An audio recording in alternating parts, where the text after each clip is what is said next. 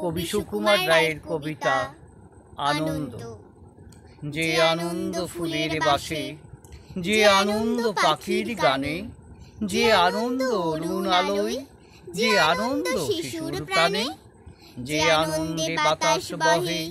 যে আনন্দ সাগর জলে, যে আনন্দ ধূলির কণায়, যে আনন্দ তৃণের দলে,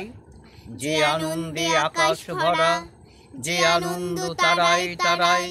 যে আনন্দ সকল সুখে, যে আনন্দ রক্ত ধারায়, সে আনন্দ মধুর হয়ে তোমার প্রাণে পড়ুক ঝরি, সে আনন্দ আলোর মতো থাকুক তব জীবন ভরি, থাকুক তব জীবন ভরি।